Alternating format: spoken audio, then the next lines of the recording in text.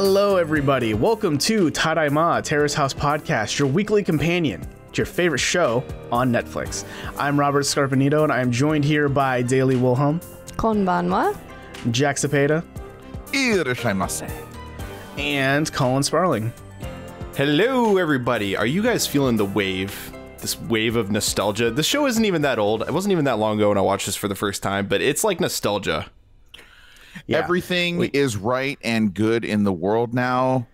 The song is back, my favorite Terrace House theme song, and I actually want to watch and listen and sing along every time. And it feels so good. So let's set it up first. First off, hi everyone. We've all gathered together in Tokyo. We're all coming at you from Tokyo for sure. Totally. We're in the same studio and everything. We're in Tokyo, yes. We are in Tokyo. We are covering not Tokyo 2020. We are covering Boys and Girls in the City. We're going back in time a little bit. We're retracing some of our old stomping grounds that I don't think any of us have talked about online on the internet. So this will be fun and exciting. Ever.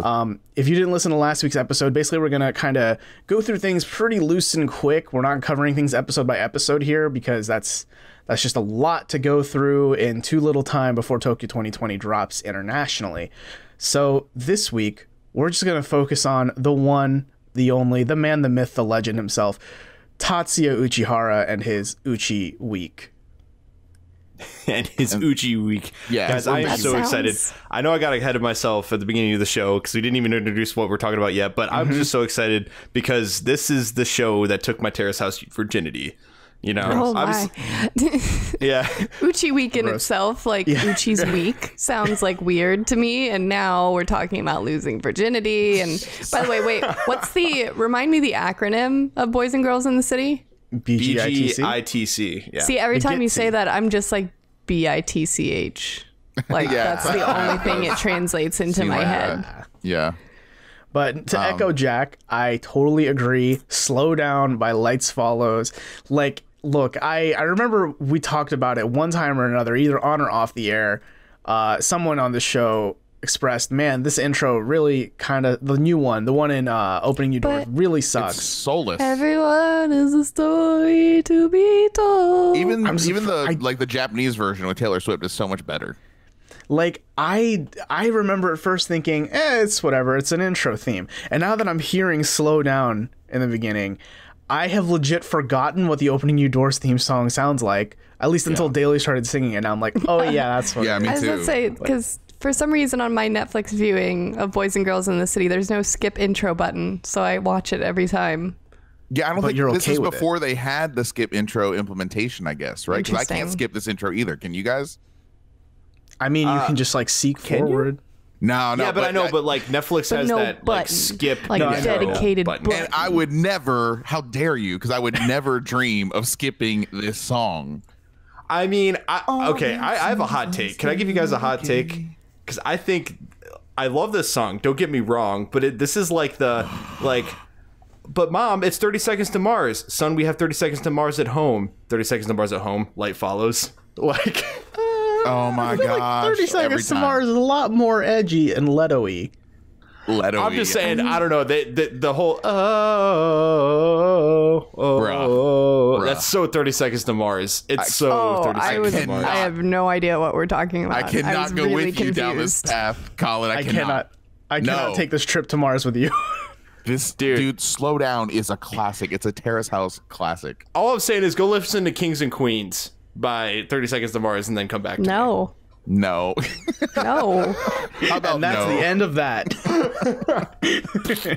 But Fine. I'm leave it there. I'm gonna die on this hill. great Do new it, old then intro. die. So happy to see this. I kind of want to just ruminate a little bit on how for three of us, we're returning. This is our old ground. This is where, like Colin unfortunately said, where we lost our Terrace House virginity. For Daily, this is a brand new experience. You started with Opening New Doors, and now you're watching Boys and Girls in the City for the first time. So Right. I was curious, kind of throwing a hardball at you real quick. Anything that stood out to you where you were like, oh, it's weird how they do this differently or something like that?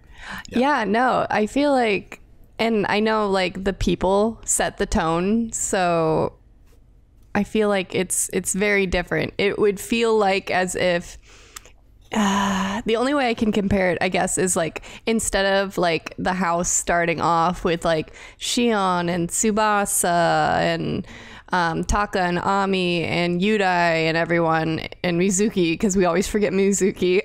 It feels instead like we started out in like Io and Yui and Sota, like this last group of people, because that's how I feel like people are meshing together. Like no one's like, if I had watched this the first time around, I would have been more comfortable describing it as like a reality TV show, because it does bring that level of drama that kind of surprised me, I guess.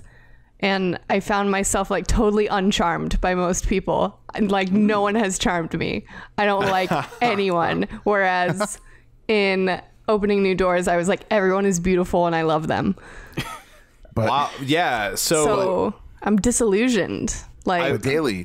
There's nothing as sacred about this. Yuriko though, no charm. I mean, No here's the charm. thing, though. Wow. Like, real talk, almost everyone in the house in the beginning is a shitty person, What? except maybe like Mizuki and maybe Minori.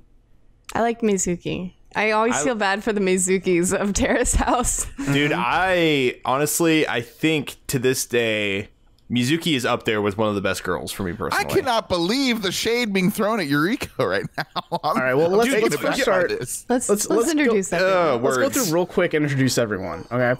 So first boy in the house, Makoto Hasegawa, 22 years old at the time. He's a baseball boy. He likes to throw balls and hit them with bats. For reference, this came out, what, 3 years ago? Right? Something No, that, like yeah. 2015. Yeah. 2015? Yeah. Yeah, Oh, time shit. flies. So the ages okay. we're gonna say, just full disclosure, it's like at the time. Obviously, they're older now, but I don't know where Makoto is right now, so I don't care. So yeah, Makoto's playing the first baseball. boy. Maybe, we don't know. Then Minori Nakata is the first girl, 21 years old, model. That's she's progenitor of the model in It's Terrace House. Yeah, it's Terrace House. The model stereotype. Yeah, she sets the tone very well. Yuki Tap Adachi, a 27-year-old tap dancing boy. He's a fucking treat. 3-time world national champion consecutive. Mizuki Shida, 22 years old. She is an office worker at a soccer apparel related company thing, and also a barista. Uchihara. Also my wife. Yes. I still follow her on Instagram, by the way. Uchihara Uchi Tatsuya, 23 years old, hairstylist, tall man, bowl cut, sewing machine. That's pretty much him. One big earring. And Yuriko Hayata, 23 years old. She's a fourth-year student in med school or something. She's studying to be a doctor. Yeah. Serious business. Doctor. So that's all 6 of them. And yes, Jack, most of them are terrible people. Damn, hardcore. Honestly, so like the guys, quick hot take, pretty garbage. This starting lineup of guys is pretty garbage. Like it wasn't even like over time I was like, oh, I don't like the decisions they're making, like, oh, they're shitty people. It's like day one, like hour one, I was like, oh, I don't like any of you. Well, yeah, they start out like touring the house and already making like really sexist comments towards the girls. Yeah. Like, the girls women will do will the cook, cooking. right? The The women. women. There was this collective usage of the word "the women," and I was just like, no. And then pretty early on too, I think Makoto and Tap set the precedent for themselves, and they're like, are you a tits or ass man? And then when they're talking about the swimsuits, they're like, you know what? I'm going to do something very clever that no girl will be able to crack the code of. I'm going to say the color of their swimsuit in English. Gonna That's randomly gonna be the girl scream I out like. a color. Also, like, Makoto was like put out to be like this like heartthrob, like very handsome guy when he first came in. Like, Yep. I don't know about you guys and your heterosexual proclivities, but I was just like, no, No, I don't think he's a very handsome man. I don't think he's very good looking. fine. Wow, I'll be the guy. I thought he was a handsome guy, and he seemed pretty, you know, like he had those masculine traits, and all the girls did end up gravitating to him. So I would say just purely physically, he definitely was top of the house on the male side. I just didn't think he was Doki Doki worthy. I mean, different strokes for different folks, right? I tried to think of a baseball pun by the end of that, and that didn't happen. No, it's he's not golf? he's not Is the top that of your golf? lineup. Your batting lineup. I don't even know enough about baseball to care. But yeah. So essentially, Sports ball. he is set up initially as he's the one all the girls want. And that's made explicit. All the girls talk about it early on, like, he is so cool. He's so fun to talk to. He's so interesting. He eats Kit Kats while drinking beer. Like, he's great. ew. Yeah. But everything starts popping off. And this is where Uchi Week kicks in. When Uchi makes this move to ask all three of the girls out. And not in a surreptitious way. It is straight up down the line, processing them. You, we're going to go out. You, we're going to go out. You, plan something so we can go out. Hey, Robert, real quick, before we get too deep into this too, we should just like outline, like, if this is the first time you ever listened to our show, we're doing this just a little bit differently. Like, we're kind of coming at this with the assumption that you've seen all these episodes before. And so we're going to be like kind of covering like basic arcs overall and covering it that way. So I just wanted to point that out as well. Oh yeah, geez, you almost forgot to note that. Yeah, this isn't going to be an episode by episode breakdown. We're gonna more so break it down by dilemmas that happen in the house for basically conciseness, if anything else. Assuming you guys have already seen it. So Yeah. Right. So yeah, Uchi asks all the girls out, just straight up. Hey, let's all go out. And it's not just that. It's not just that though. Like he is different with each one of them. So he says to Mizuki, "Hey, you plan our date." And she's like, "Isn't it usually the other way around?" He's like, "No, you're gonna do it. Thank you for my coffee, and can you please put sugar in this?" And then he goes to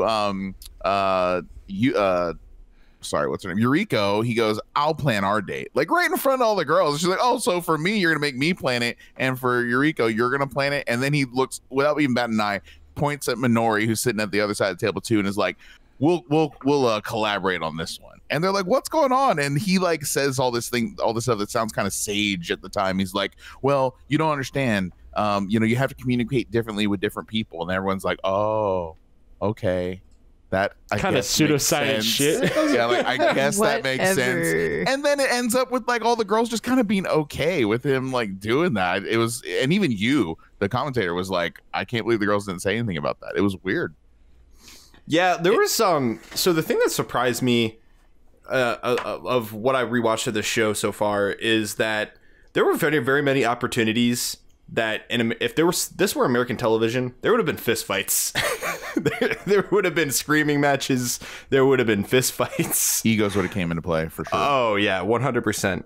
So here's my question to you guys: If you were all in the same situation, you were one of three people that this one person asked out right in front of everyone, would you be more mad about it if it happened in real life versus if you were on reality TV with cameras pointed at you all the time and you are always cognizant of the fact that this is for entertainment and people are watching me like a monkey in the zoo? I think that just because it's a reality TV show, I would be more okay with it. If this was a real social situation that it happened upon in real life, probably going to be a lot more skeptical. See, you say that, but then Tokui also brings up that it's weird how when men put everything out there and are just like very upfront with everything, that women seem to not get mad by that. And he brought up that example of he has one friend in real life who had all his ex-girlfriends invited to his birthday party and they all showed up. And it was like everyone was completely cool with it because he was just so transparent and open about it. And it's just like women don't get mad when guys like, "No, I'm going to date them and I'll date all these other girls and stuff." And that was a very interesting kind of side story Tokui told, I thought. I think there's another layer here that we're ignoring of like social expectations, especially if you're like on TV or at a very public party. You're gonna bitch about it later, but you're not going to like throw down then and there and be like, "Can you believe he did that? Like, I am like really upset," etc. I think there's an Amber Alert. I think there's an Amber Alert. Anyway, The children's are missing. wait, do you have an Amber Alert, or is that just your friends? Ambulance. Yep, Amber Alert. But no, I think that like later, and they kind of talked about it, if memory serves me correctly, where it was like, wow, he just like did that. But in the moment, I feel like it wouldn't have served them to be like, excuse me, no, because then I don't know, I wouldn't want to be labeled like the bitchy one or something. The one that said no. See, Yeah. while on the sidebar shit-stirrer. here, the sidebar here is Makoto sitting right next to him too on the guy side of the table, and Makoto's like seething. I feel like he's like, I can't believe this is fucking happening. I don't know if he's mad that he didn't think of it first, or if I don't know what. He's just clearly mad and bothered. He's like 100% seething because we go on later to learn that Makoto was like pissed off at everyone that goes out with Uchi. Clearly, yeah. You know what I'm saying? He's like, oh, I actually don't have feelings for you anymore. You know, to whoever goes out with Uchi, which I think happens with. He says it to Yuriko. He says it to Yuriko. Well, no, okay, so Makoto is a whole can of worms because he's definitely manipulative, or he thinks he's manipulative. Yeah, he tries. I think he fails pretty. Yeah, my favorite thing to happen in these first 11 or so episodes of Boys and Girls in the City is Yama-chan saying regarding Makoto, best case scenario, he's an idiot. Best case. Best case scenario, That's he's the an best idiot. case. He's either evil or he's a moron, basically. Yes. Which the answer is yes. Yeah, He's an idiot. It very much comes across as like he just wants all the girls for himself, and it's just the weirdest thing And on the he planet. kind of had that for the taking. He blew it himself. I don't feel sorry for that dude. He blew it himself. not at 'cause, all. early on, all three of the girls, one of their first conversations is they all have an eye towards him. So he had his shot, man. I don't know. I have no sympathy for that man. Yeah, he blew it with not only like him being like shady and talking about people behind their backs and being like weirdly possessive of people that like he's never even gone out with, but also like just being a bum.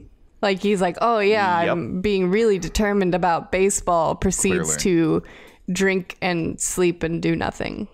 Yeah. And he Yeah, ended he up was. I think he not was getting just any out of really. baseball. I think he was really trying hard to make himself look good in front of the camera by talking about stuff like that. But I think in his head, he's like, yeah, I'm already screwed, whatever. And so, I mean, I just don't think he accounted for people calling him out in front of the camera. Yeah. I don't think, I just don't think he accounted for that. But like his behavior in front of the camera himself, he hurt himself in all the wrong ways. And I mean, even up to the point where he sat down with, to have dinner with Uchi and Tap, post the argument between himself and Uchi, where he's like, yeah, I've been trying to do baseball, but I haven't been able to because my elbow, you know, I'm having elbow pain. I'm like, okay, dude, sure. Like, you know, the thing is, that's a reality, right? Obviously, if you have a broken elbow, it's really hard to play baseball. But coming from someone like him, it's so easy to write it off as, oh, you're just making excuses, huh? Yeah, classic. Yeah. Classic Makoto.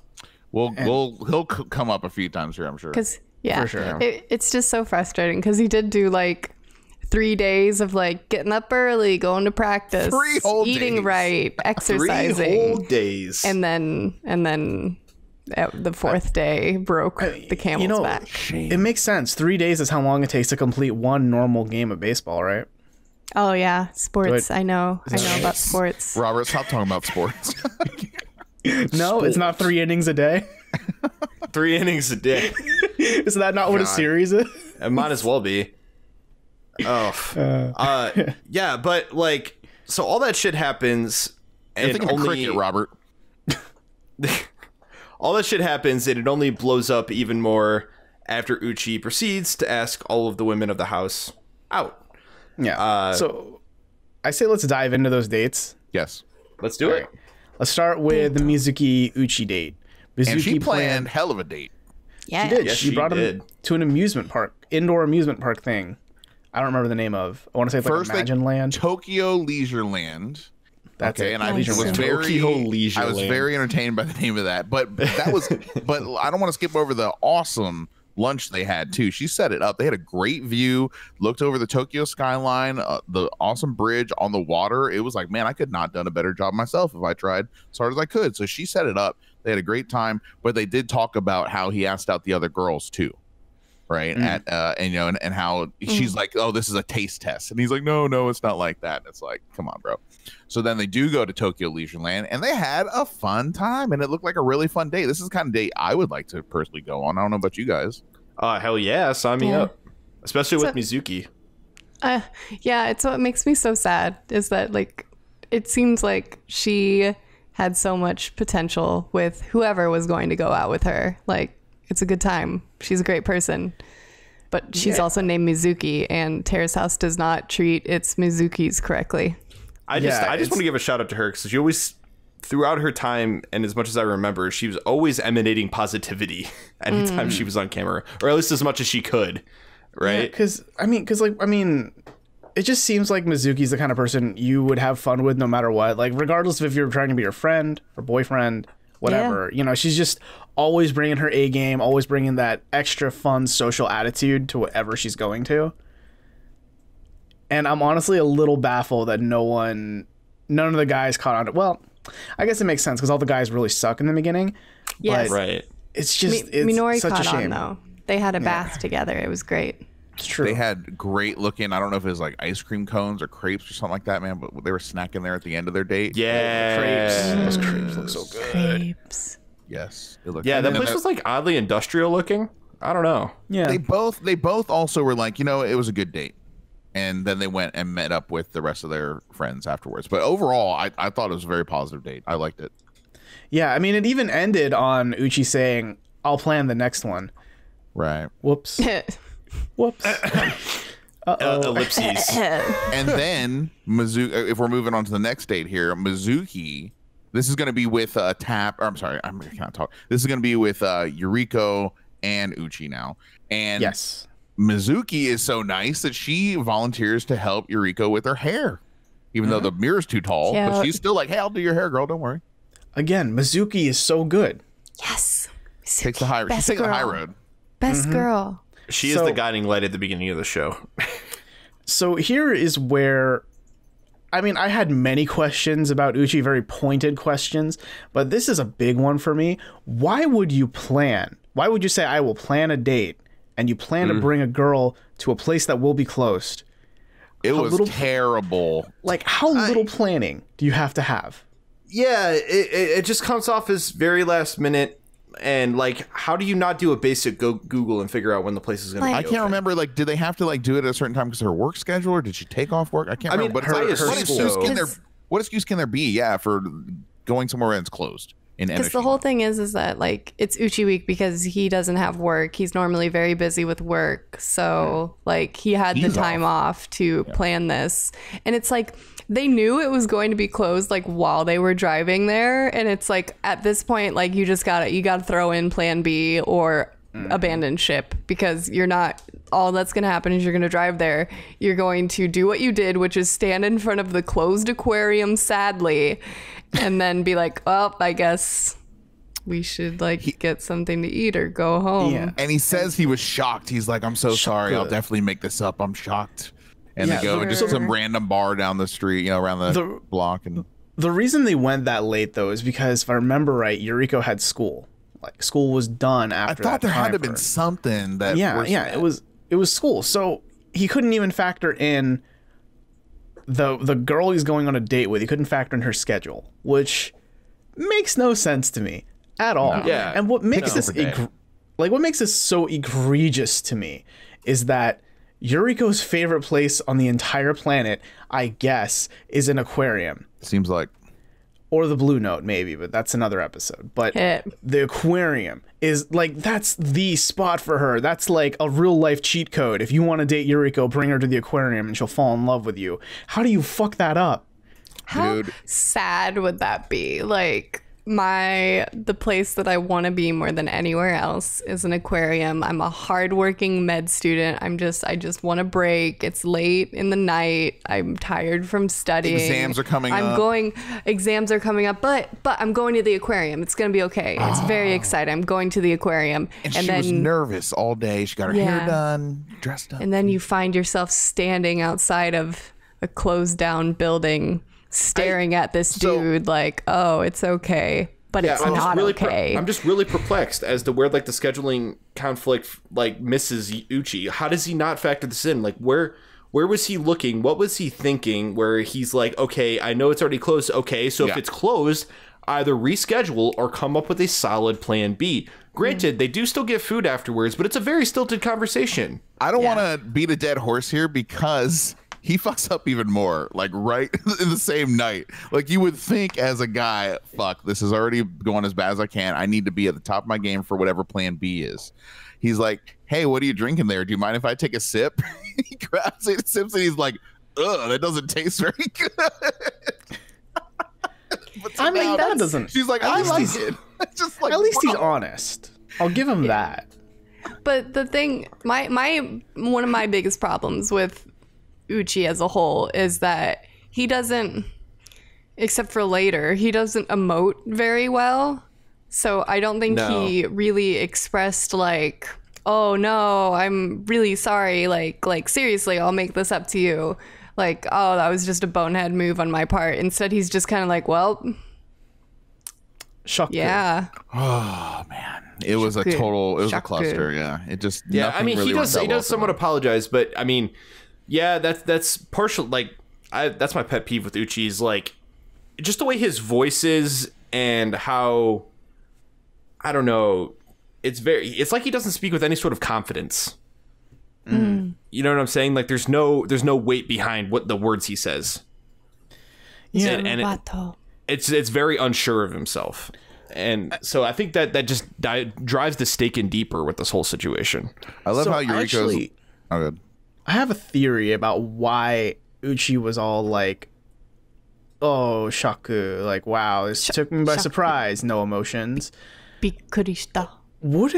Is it out of the realm of possibility that the producers thought, for drama, you're going to take her to an aquarium, but it's closed? I don't think they would do that. That's very scripted. I think it was pure human error here. Yeah, but how did you not... I mean, he knew... Based on Googling this place, there's no way he couldn't have. He had to have known. Maybe he didn't. Maybe that's the thing, is that he just like was like, I know there's an aquarium, we'll just show up and it'll be open. Like he didn't even look up hours. Because like I've known people to do that, and then they're like genuinely shocked when the thing is closed, and it's like, did you Google it? No. Then Who Googles? Yeah. Who Googles? No one Googles anymore. Google. And then I feel like when we get to, say, opening new doors, we see people Googling everything before dates in a lot of situations. Maybe they learned from this one. They learned from past mistakes. I mean, Yuriko spanks him at the bar for it. She's like, I want to go to the aquarium. Let's That's true. Do this again. Let's plan another one. So they basically agree to, replan the aquarium date, and they're going to do it soon.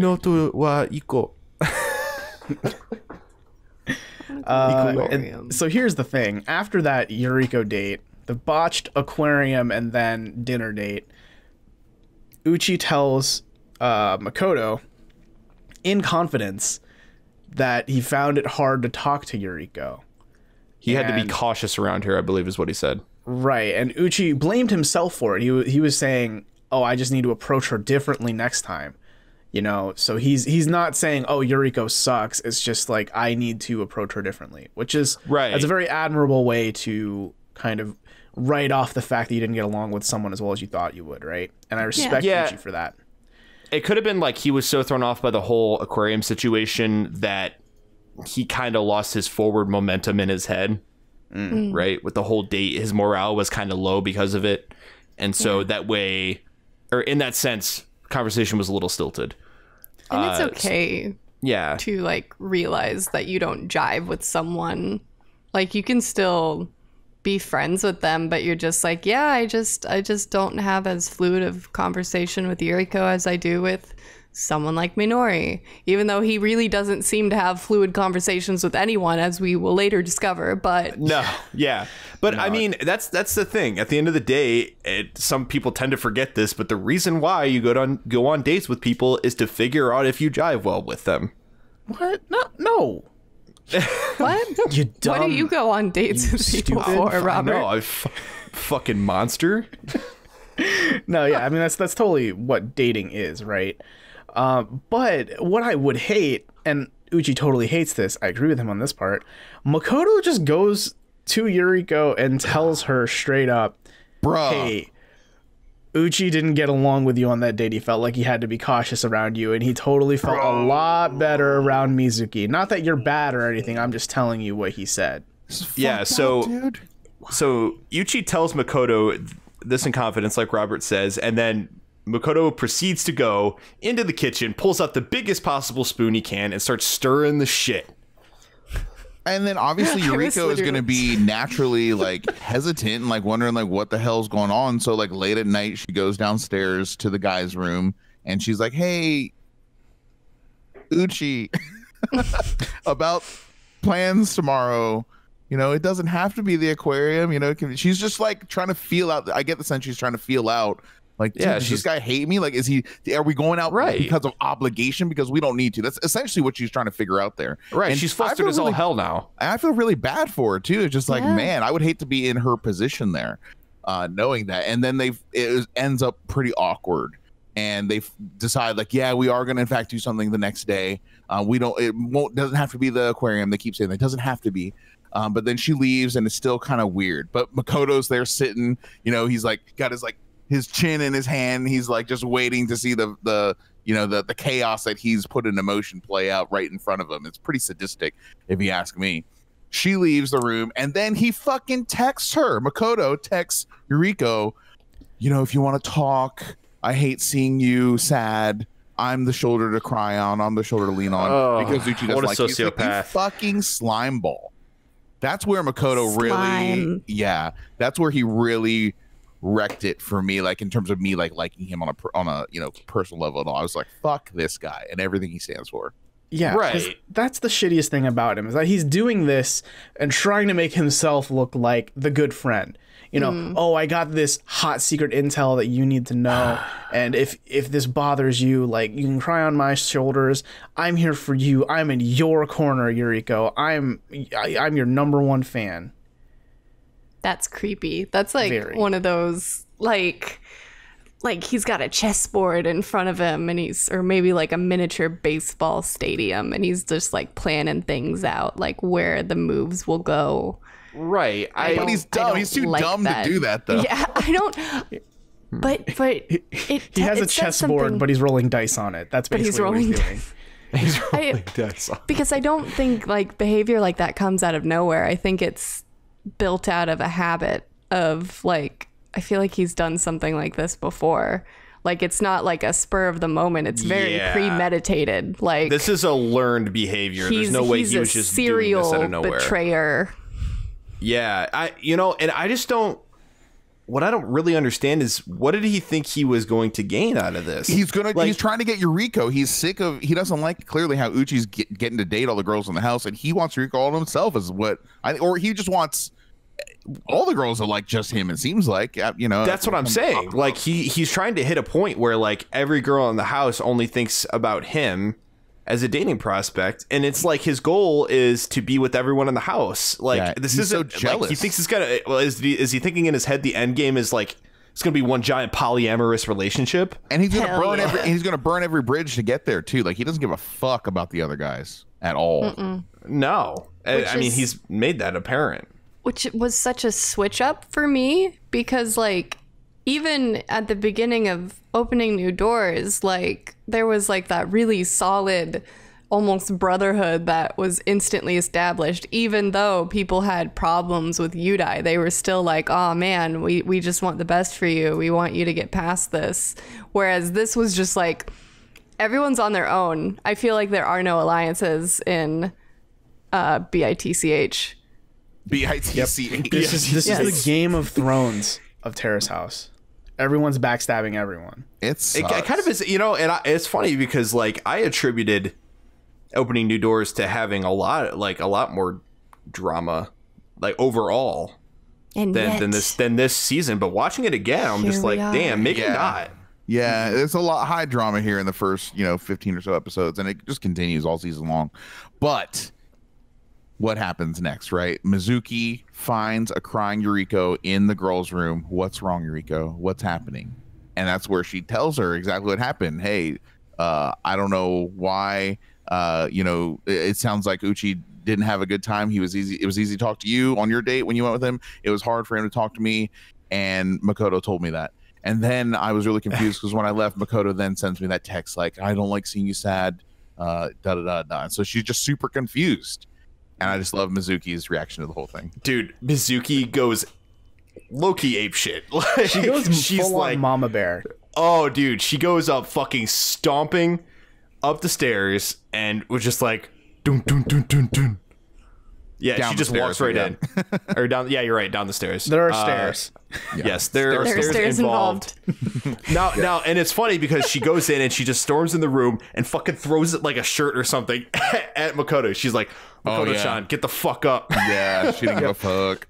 And then she grabs his baseball bat, threatens him, shoves it in his face. Might as well. Dude, honestly, this is how I pictured Risako reacting to the whole, like, finding out Yui and Ayo did stuff off screen. Like, this is how I pictured Risako reacting, but it was way more low-key than this. And it was honestly a much worse situation. I did like how she threw that shirt or towel on him, yeah. But yeah, like, Mizuki, this was so good. And he's like, and she's just like, why the fuck did you say that to Yuriko? Aren't you considering their feelings, how they would feel about that? Like, he doesn't give a fuck. Right. He's on scorched earth level shit now. He doesn't care who he hurts. Which makes no sense to me because, I mean, I'm not an experienced manipulator of people, but I imagine one of the things you would consider about a person if you're trying to manipulate them is how they'll feel, right? I just feel like that makes sense. Maybe this is where his lack of brightness comes in. He's just dumb. He gets into the situation, but he doesn't think about how it's going to end. He doesn't. Yeah, he thinks like no one's going to talk to. He didn't count. Yeah, on no one talks to each other, so no one's going to find out. I mean, on a side note though, I mean, early in the house, the girls didn't have a good relationship, right? And they're trying to like mend that and like build those bonds. So maybe he just took it for granted. He's raying on them to like not talk to each other and find out stuff. I love her though. Mizuki leaves. She's like, just be careful with what you say, and then leaves out the room. And I'm like, fuck yeah. Honestly, and then she's like, oh yeah, Sumi, and then Makoto just sits there. Yeah. In a way, Makoto is the driving force for all the girls to bond because they all just hate him. Well, first they loved him or liked him. Yeah. Now they have a common enemy. Yeah. Yeah. That's the best kind of friendship too. That's just born out of hate. What a fall from so bright. What a fall from Makoto. Like so fast too. Yeah, he went from MVP to I don't know. PvP. Right into player versus player. He went from good to bad. Yeah, he went from good player to bad baseball player. That's the reference. Wow. Dramatic. He went from pitcher to right field. I don't even know if that's funny or not. It's not. Okay. It was better than yours. Anyway. So, after all of that, Yuriko and Uchi go on a lunch date. It's very cute, very fine.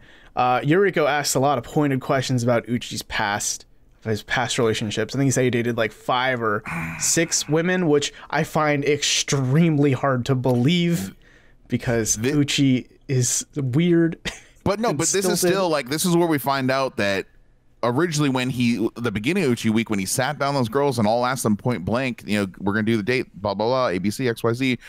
It kind of came across like, oh, wow, he's very experienced. He doesn't care. Now we're understanding like, no, he's actually very inexperienced. I don't know, like he's stumbling on national television here, international television here. He did that as an mode of error, right? Rather than like expertise. It's like, oh God, it's so cringy. And that's where we find that out. That's with that date they go on the next morning. That's where Yuriko finds that out. And then Minori's about to find out here in a little bit.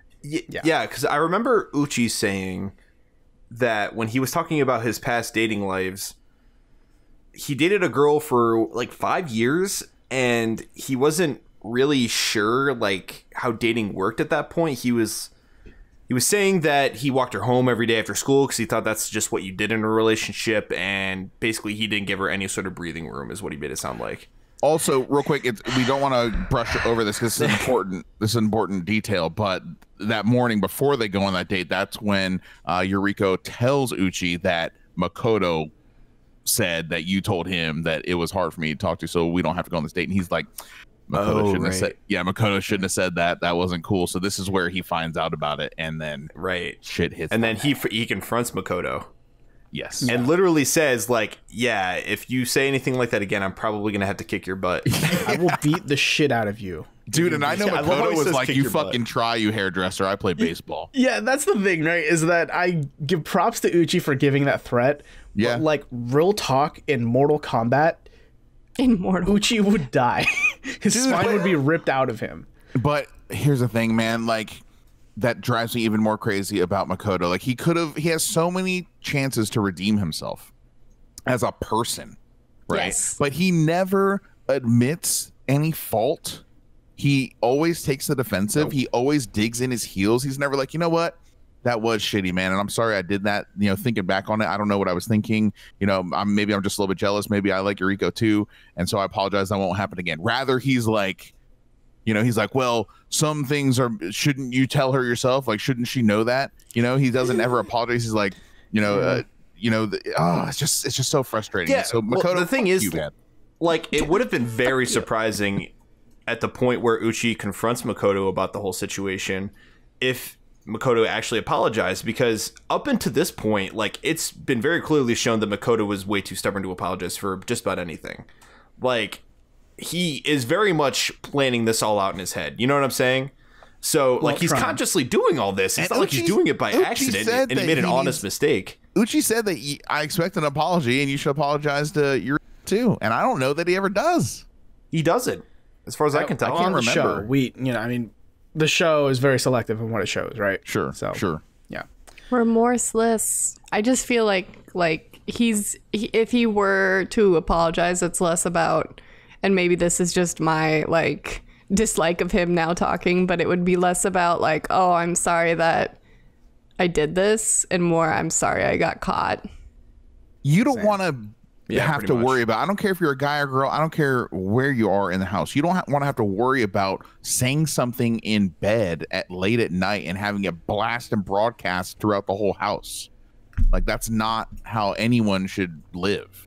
You know, there should be some like confidence level where you're talking about things, you know, in private. You're doing it there for a reason, because you want to keep it discreet. Yeah. Although, here's a question. Would it have been better if Makoto never told Yuriko, and then a couple weeks later Yuriko watched that episode? Oof. No, I think it would have been better, because I think it would have been better because Yuriko needs to hear it from. That's why they're going on that second date. They need to learn from each other directly. Like, that's not for the fact that it was hard for them to speak is not for anyone to disclose to anyone other than Yuriko and Uchi. It's between them. You know, so I don't think that she should have heard. I don't think that Makoto was right to go behind his back. And I think that's, you know, a fine private opinion to have. And like, if someone finds out, it's not like you're like, I don't get along with them because I don't like them. It's just like, we just don't get along near as well as Yeah, and Uchi's other people. Uchi's a rookie at dating, and he probably just couldn't recover from the curveball, no pun intended, of that aquarium being closed. It clearly bothered him the whole night. So there's a lot of factors he's there. The But Makoto should not the baseball. Stop. But Makoto should not have taken it upon himself to inject himself into their dating. That's my point. Yeah, he only did it. He only did it to elevate himself to Yuriko for selfish reasons, not for helpful reasons. It's he pulled off an intentionally terrible game of telephone. He tried and failed and got told paid off. The price. And everyone in the house, he's not fooling anybody in the house. They all know that Makoto's like shady.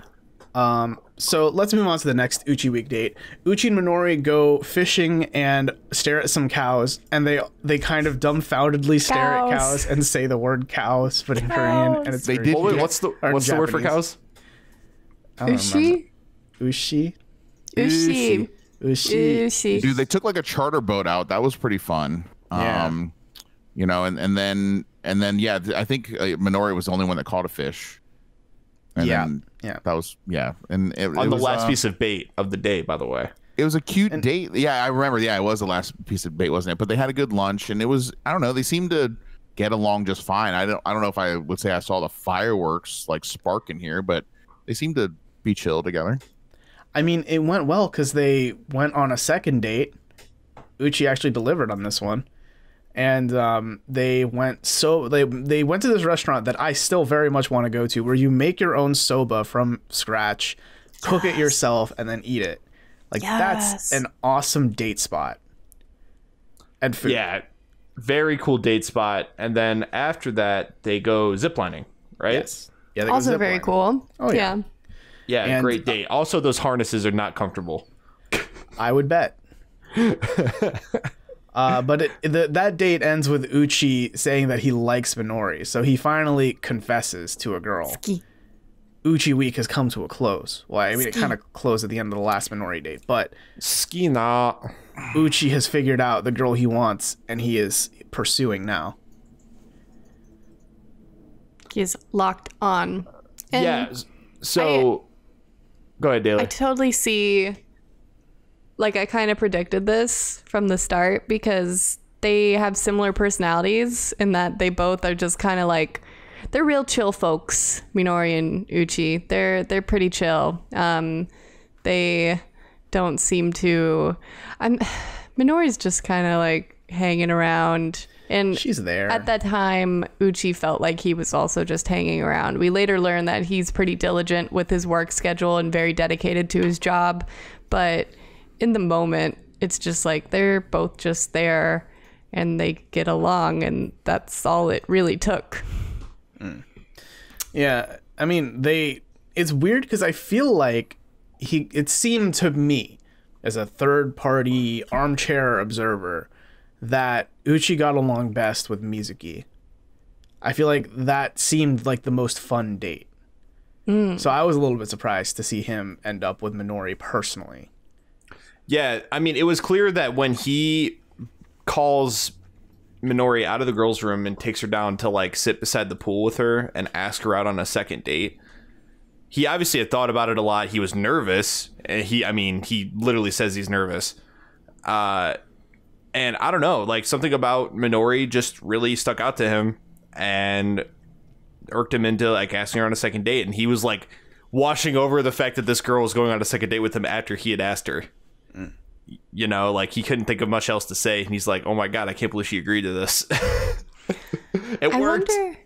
I wonder if like Mizuki suffers from the perception like people go out with her, but then they're like, oh, I can't like ask her out though because like she's out of my league. But then like because people assume that, then no one winds up asking her out.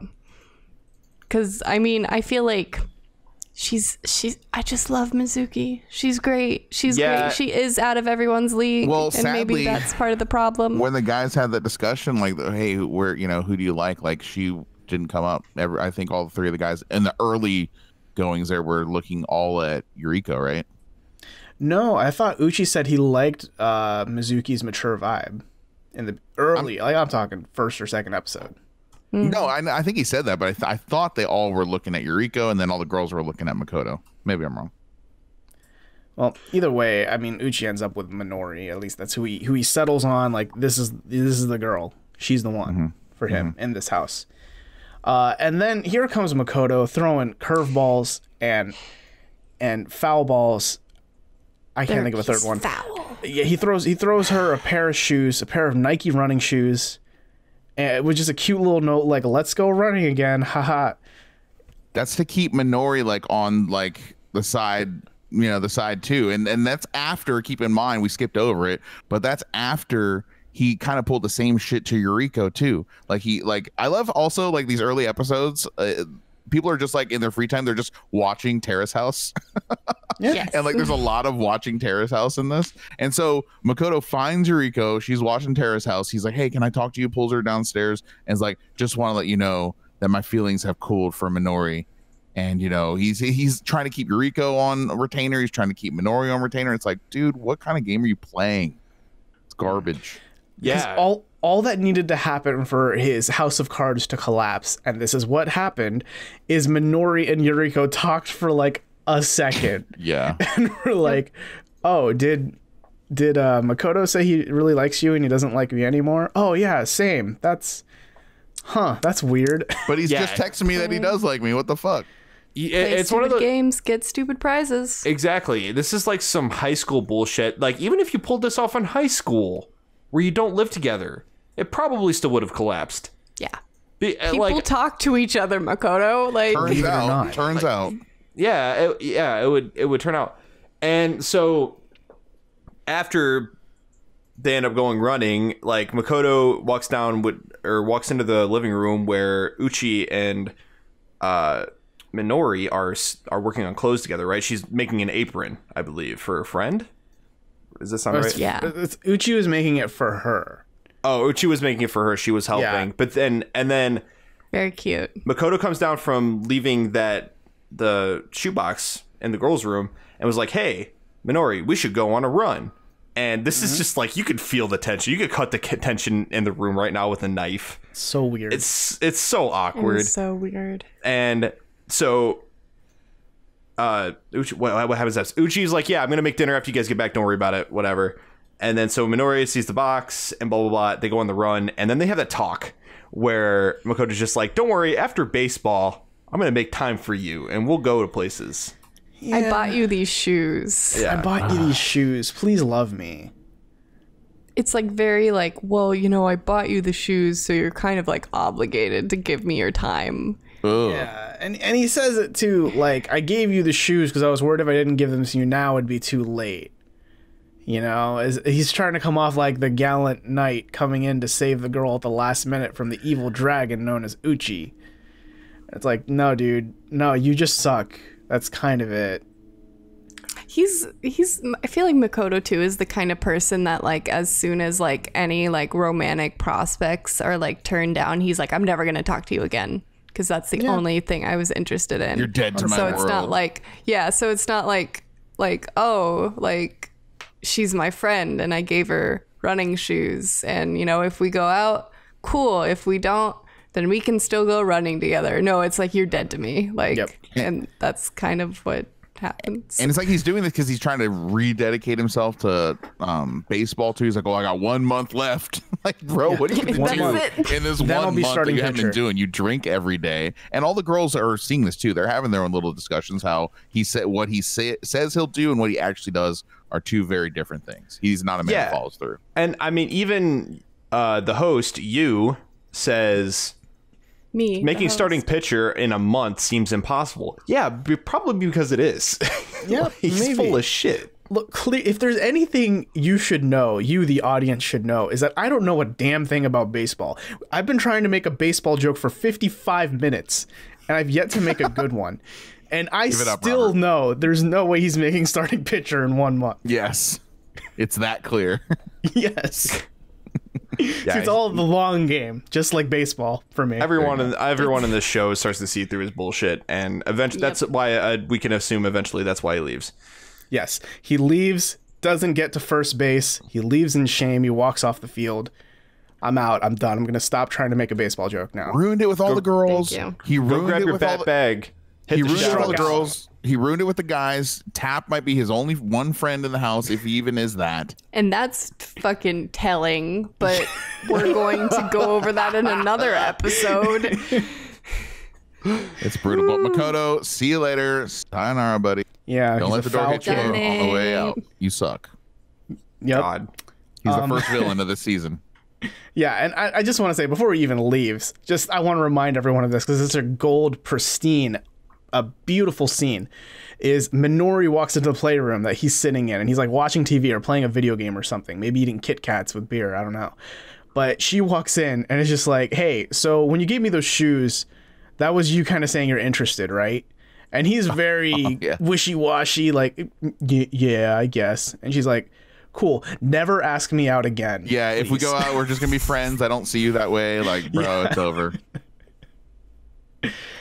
God, It's all such a ogre. it's such Good a on good her. Scene. Yeah. I for love that scene. Just being like real direct, because otherwise we'd still be dealing with his bullshit. I'm glad Yeah. she asserted herself for sure. Yeah, the girls finally make it clear that they're all aware of his bullshit, and that's why he leaves, because he'd no longer play his fucking head games with all the girls anymore. Yeah. So overall, I would say Uchi Week was successful, I guess, for him, right? I mean, he comes For out of him. it. He's narrowed, he's narrowed his choices down. He knows who he likes. He knows where his target is now with Minori. And it led to a lot of fun, interesting dates for us to watch as viewers of the show. And it really exposed Makoto too, and his jealousy and his ignorance and his dumminess. Exposed. My favorite thing about Uchi Week is that it starts with, at least for me, this was my personal journey with Uchi Week. It starts with me thinking, Uchi is a playboy prick bag. I don't like him. And it ends with me thinking, I like Uchi the most out of the guys, but only because the other two suck. Yeah, which he I came don't- out on top. Yeah, and again, I guess it's like comparatively to the other guys, but he was the one that seemed the most normal. Like Yeah, by he's default. the lesser of three evils. Exactly. He's good by default, not because he's good. He's really just guilty of being bad at asking people out, really, though. That's kind of the worst offense. That is his worst quality, and he just doesn't come off as very confident. I don't think he's an inherently bad person either. Like, I mean, what I do, and so we're not completely shitting all over Uchi, what I do like about him is that he very much is engrossed in his work. He loves what he does. He puts his all into it, to the point where, he gets a certain set of meats later on that we'll talk about. Because his customers obviously appreciate him, though. He busts his ass. I mean, that's what Minori needs to see, and she doesn't see. Like, he has passion clearly in his work, but she needs to see him be passionate in order to agree to be his girlfriend. Yeah, well, we're not there yet, but she needs to see him, and her sister does too. Needs to see him, like, let her know how you really feel, man.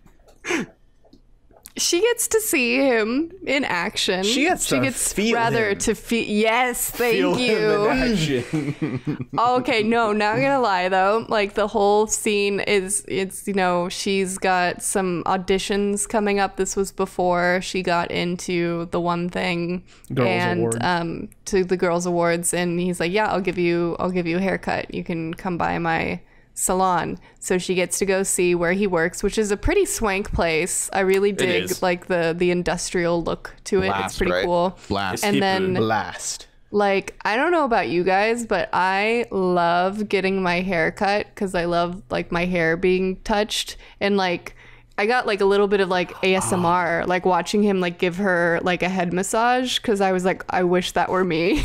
Like, Yeah, it was nice. they linger on that scene for a good while too. They do. That's where It's the not like- feelings are, right? It's not like overly creepy. But it's like, it's nice. Daily, isn't that true though? what you said in later episodes, I'm sure we'll talk about it, in future episodes of our own podcast, but that's where the feelings are. In the women's hair. emotions and feelings. You cut them off on the hair tips, right? Ah, yes. Same. There's some truth to that. I think how you we'll cut go off there in the future. Your feelings. But yeah, no, I mean, I agree that I actually just got a head massage like this Saturday because I got a haircut before, E3 in LA, but that felt so good. And I couldn't help but keep thinking, so this is why Minori fell in love with Uchi. This is why. You fell in love with your Like- barber? I did Boy not, comes with but bonuses. it was really great. And I think that's a good scene to end this little discussion on Uchi Week on. We're going to pick back up next week. We're going to talk about the one, the only, the legend, Tap. Tap is such a wild person that we decided we're going to dedicate a whole episode to him because so much shit happens with just this one man, this one tap dancing boy. Get ready for that. Yeah. So I would say watch Boys and Girls in the City, maybe up to episode, help me out here, guys, maybe 17-ish to 20-ish. Tap Yeah. leaves at 17, right?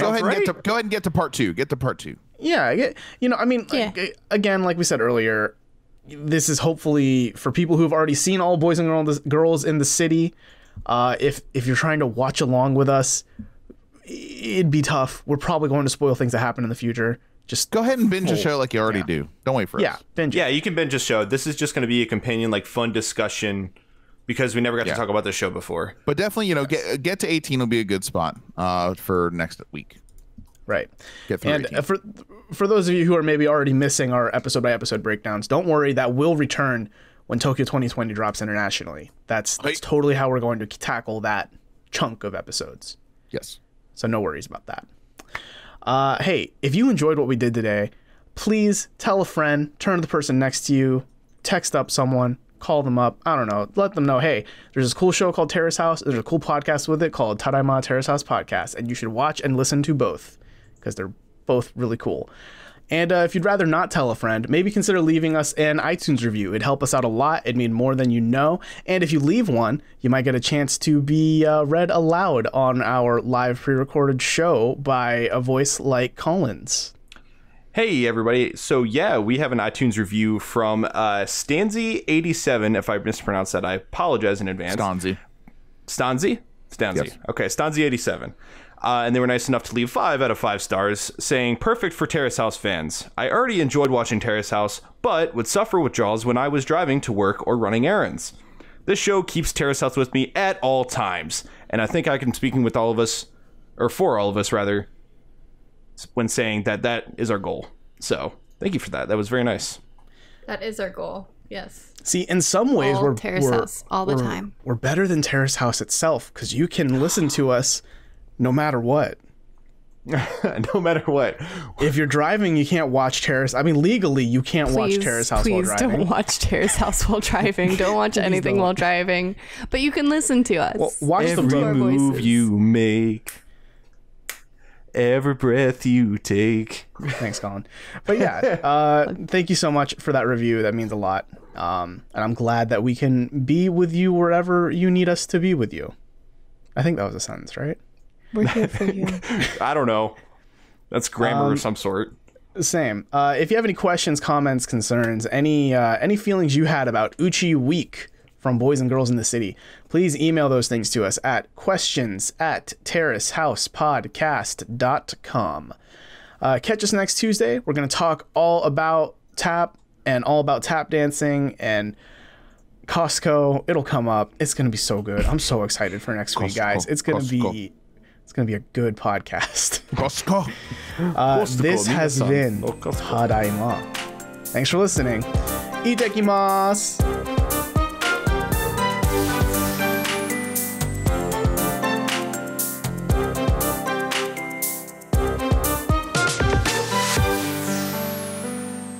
Email us at questions@terracehousepodcast.com. Follow us on Instagram @Tadaimagram, on Twitter @TadaimaPod, and check us out on Facebook and YouTube @Tadaima, a Terrace House Podcast.